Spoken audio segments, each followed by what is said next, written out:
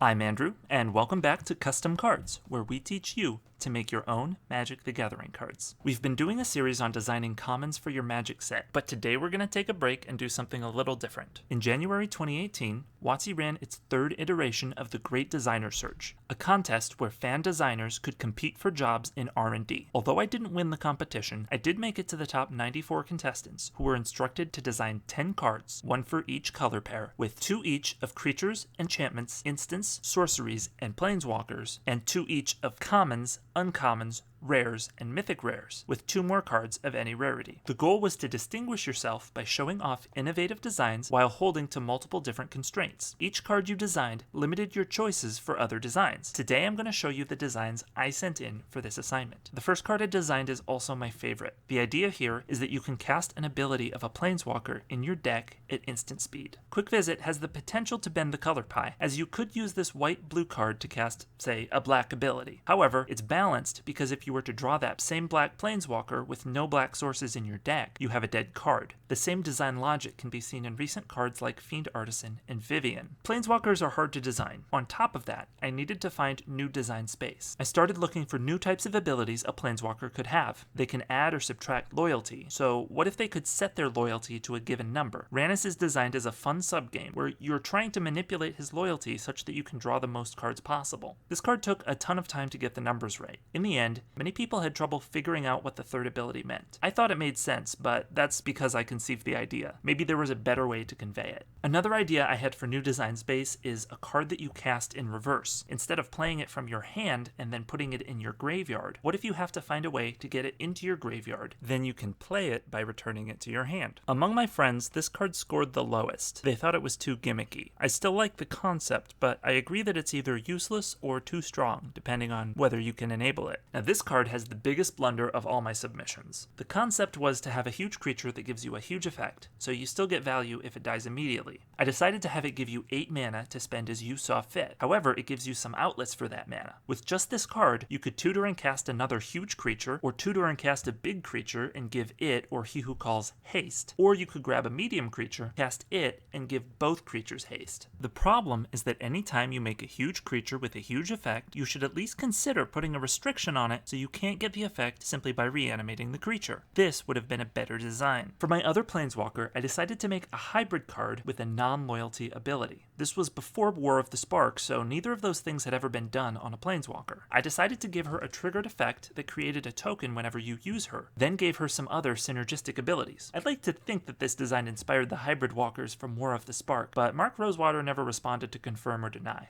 I love auras, but they come with the innate downside that if the creature you put it on dies, you lose 2 cards instead of 1. So I'm always looking for ways to circumvent that downside. To that end, I made a creature that refunds all auras on it or targeting it when it dies. I love this design, but it's probably too complex for common. I should have put it at uncommon, and I had the flexibility to do so. I wanted to design a card that let you draw from the bottom of your deck. This could interact with Scry in fun ways. However, the word draw is defined as putting the top card of your deck into your hand, so I had to word it in a less fun way. I thought it would be interesting for a naturalize effect to power up if the artifact or enchantment in question is also a creature. Unfortunately, if you happen to destroy a creature with a naturalize spell, that's enough of a bonus as is. This card would have been better if it destroyed a creature to start with and powered up if that creature was an artifact or enchantment. Even then, it's a bit boring compared to my other designs, and this ended up my least favorite of the bunch. I couldn't let a perfectly good challenge go by without pushing the design space of double-faced cards. I thought it would be cool to have an aura that has 2 modes you would want to switch between. So on the front face, I put abilities that matter during declare attackers and declare blockers. Then you could flip the aura before damage to get 2 more relevant abilities. This is a highly complex design, but I'm happy with how it turned out. Finally, I wanted to make a card that would hint at greater design space, leaving my audience thinking about the kind of set that this card would make sense in. Promises of Tomorrow lets you keep your revealed cards revealed in exchange for a mana cost reduction. However, you have to find cards that allow you to reveal in the first place. While weird, I really love this design and might look to build a set that it would feel at home in. And those are my submissions. I wish that I could have received feedback from R&D on where they thought I was lacking, but all we got was an email saying that we hadn't made it into the top 8. On the whole, I'm very proud of these designs and hope to see them in print someday. That's all for today. Thank you so much for watching. If you liked this video, please like and subscribe, and let me know in the comments what you think about these designs. I can take it. We'll be back next Thursday to talk about red design slots.